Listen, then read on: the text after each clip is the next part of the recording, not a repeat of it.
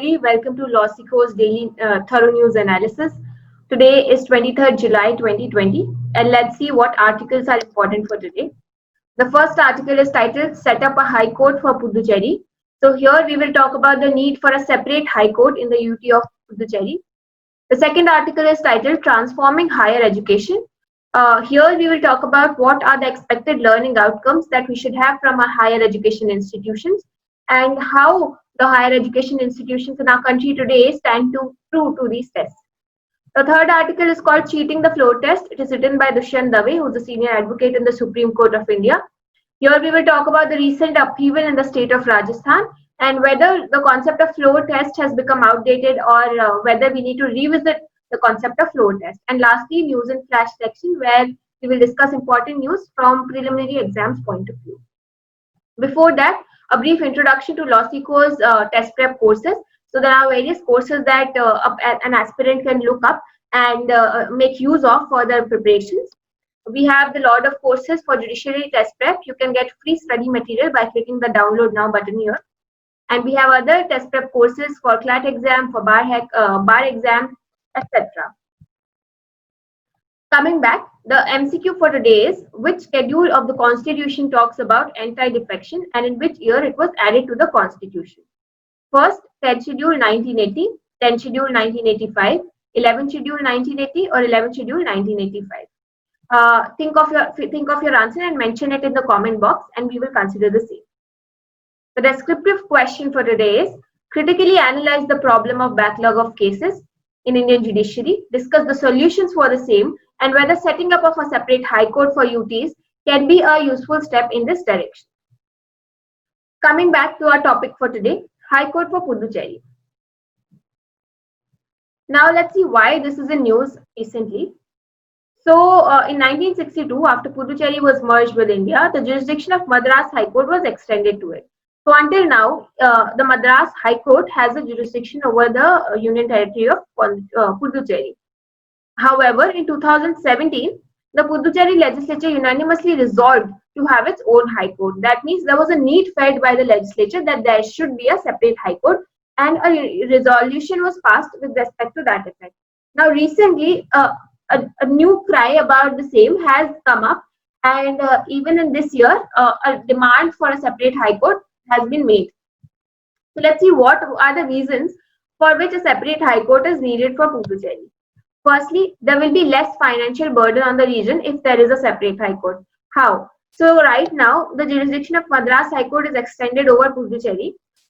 When it comes to expenses of the High Court, the administrative expenses, usually they are borne by the place where the principal bench of that particular High Court is situated. For example, in Madras High Court, since the bench is located in Chennai, that particular region will have to bear the expense. However, here, even Puducherry contributes to the administrative expenses. Now, the anomaly arises because Madras, that is the state of Tamil Nadu, is a very big state. Therefore, the expenditure incurred in that particular state are also high. If we compare it to Puducherry, the region is very small and the expenditure would be small. However, because Puducherry contributes to expenses of Madras High Court, it has to contribute much more than it would have to contribute if there were a separate High Court in the region itself. Therefore, the financial burden would reduce if there is a separate high court. Secondly, reducing the pending matters in the court. So we know that if there are separate high courts, the coming up of separate high court would mean that the number of judges also increase. So if we set up a separate bench, separate high court for Puducherry, more number of judges will be provided to that particular high court. More judges definitely means that there will be a reduction in the backlog of cases. That is, the pending matters will reduce. The case called All India Judges Association versus Union of India talk about exactly the same thing. It talked about that there is a backlog in the backlog of cases in the Indian judiciary, and we definitely need to increase the number of judges to solve this problem. And citing this case, it has been stated that if a separate high court is set up, there will be more judges and therefore the pending matters will reduce. The number of cases filed and disposed of at Puducherry is 4 times higher than the total of Sikkim, Manipur and Goa. Now usually we say that if the region is small, the number of cases would also be small. However, the author has used this data to show that in 2010, Puducherry, the number of cases were 4 times than the total of Sikkim, Manipur, and Goa. That means there are many cases in Puducherry, and since the cases are more, there is a need for a separate high court for the disposal of these. One more point was the presence of constitutional court in the capital access check and on executive and legislature. Now, judiciary, executive, and legislature are meant to put a check on each other so that a separation of power and the check and balances of power is maintained. Now, since Puducherry does not have a constitutional court, it becomes difficult to keep a check on executive and legislature. And this point again raises a demand for a separate high court. Lastly, it will strengthen the voice seeking statehood. Now, under Article 239A, Puducherry has been provided the separate legislature, which means which was initially provided because there was a plan that gradually it will be granted statehood. However, it has not been done until now. So, out of 7 union territories under Article 239A, all except Puducherry were granted statehood in 1989. By 1989. So Puducherry has not been granted statehood till now, and there are demands for statehood. If a separate high court is set up, this this voice for statehood will be strengthened, and therefore consistently demands for separate high courts have been made. And let's see what action the government takes upon this. Transforming higher education. Now, why this is in news is we all are undergoing through this pandemic times, and are going outside of our homes has been prohibited to a very large extent. Schools and colleges are shut, higher education institutions are shut, and there's a very less chance that they will resume and come back on track anytime soon because the threat has not been eliminated yet. So, to deal with this, online learning and online education has been playing a major role. Now, here, as higher education is resuming with home-based learning, the merits and demerits of online learning is being debated. In this article, merits and demerits of online learning are being debated, and it is analyzed what are the expected learning outcomes that even an online home-based learning system should provide for an efficient system. So the author says that ideal learning outcomes, there are 3 ideal learning outcomes that any institution should strive for. Firstly, to provide knowledge in the relevant discipline to the student. So there's a medical student, then basically subject-based knowledge. So there's a law student, then law knowledge. So this is the knowledge on relevant discipline, that is the subject. Second learning outcome should be to impart the required knowledge and skills needed for jobs. Therefore, we need to understand that there's a difference between a subject-specific knowledge and the knowledge needed for jobs. So job industry is consistently transforming and becoming dynamic, and institutions need to provide and skill their students so as to suit the job industry. Thirdly, students play a constructive role in shaping the society and the world at large. So we all know that young people play a very important role in shaping the society. Now, it is the duty of the higher education institutes to build a character in these young people so that they play a good role in shaping the society and the world. These 3 are the learning outcomes that are expected out of a higher education institute. However, we all know that the higher education institutes lack in providing these learning outcomes. So there are very few institutions, very few good institutions which are able to provide these learning outcomes.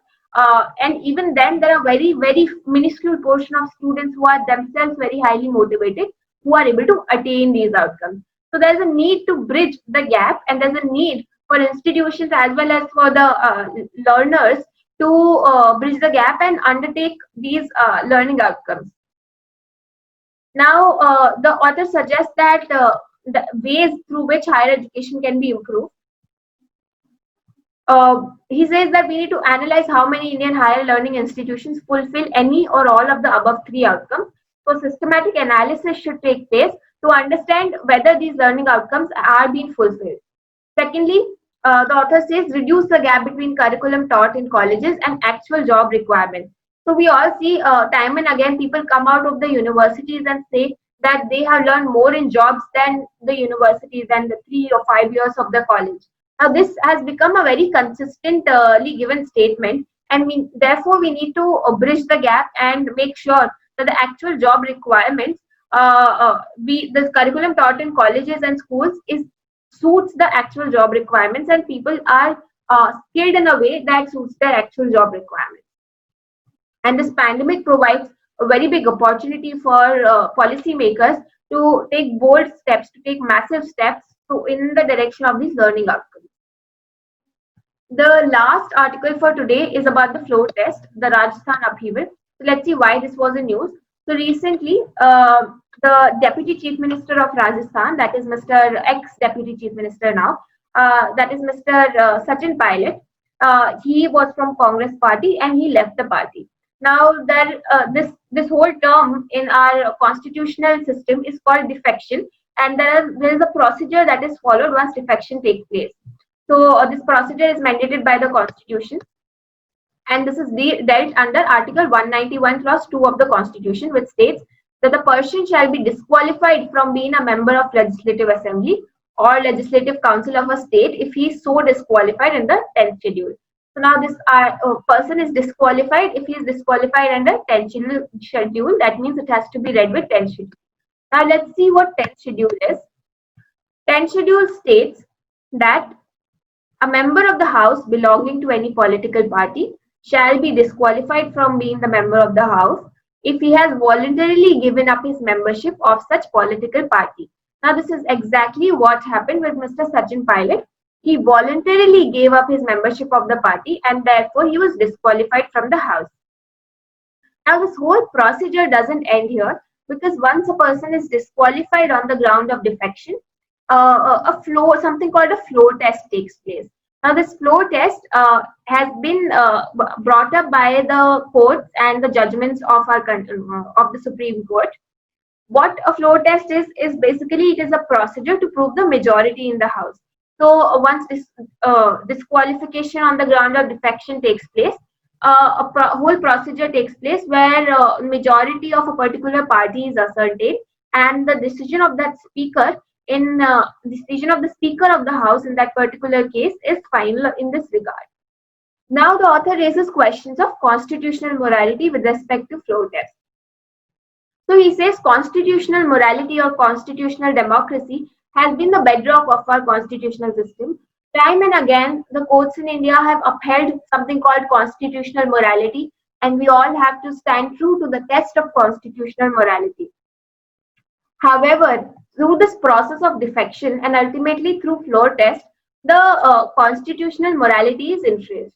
So he says that legislatures do not have absolute freedom to behave in a way that they like and must bear true faith and allegiance to the Constitution. That is, Constitution is supreme, and legislators should bear true faith and allegiance to the Constitution. If a ruling party members are lured, then floor tests become constitutionally immoral and unjust. Now, this is the main point of the article. So, the point of a floor test is to determine majority. However, majority can be manufactured, can be engineered. This is what happens in cases like this that has happened in Rajasthan recently. If a particular member of a ruling party shifts the party by being lured, then the point of determining majority by way of floor test essentially becomes useless, becomes constitutionally immoral, because it defeats the purpose of testing the majority if the majority is formed by illegal procedures, by luring members of majority party on the other side. So therefore, the author says that the floor test itself becomes constitutionally immoral and unjust in this case, and we really need to reconsider our concept of floor test and whether it should prevail in situations like this. Now coming to our news and flash section. The first news is Vikas Dubey killing, who was a gangster and who was killed recently. A committee has been set up which will be headed by former Justice B.S. Chauhan. He will head the committee to inquire into the killing of 8 police officers and killing of Vikas Dubey and his associates. So he was killed, he was a resident of Uttar Pradesh, and he was killed by the police. This committee will do research and will analyze whether it was an encounter or what were the procedures followed by the police in this whole scenario. The second is Singapore Presidential Award for Nurses. So, a 59-year-old Indian origin nurse, Kala Narayan Swamy, has been conferred with award along with four other nurses for serving on the front line during COVID-19 pandemic. We all know healthcare workers have been suffering and have been consistently working in this pandemic. Similarly, on similar lines, this Indian nurse and four other nurses were given an award in Singapore for their efficient efforts and consistent efforts in dealing with COVID-19 pandemic. The third is Kakrapar Atomic Power Project, which is in Gujarat. So this is a major achievement for our country. What this was that the third unit of the power project, the Kakrapar Power Project, achieved its first criticality. Now, what is criticality? It is a term that signifies the initiation of a controlled but sustained nuclear reaction. That means third unit has started sustaining nuclear reaction. Now, Kakrapar Atomic Power Project is the biggest indigenously developed variant of pressurized heavy water reactor. This will be important from your preliminary exams as well as mains point of view to understand that this is something that our country, India, has efficiently achieved even during the times of pandemic. Therefore, this needs to be kept in mind. Thank you.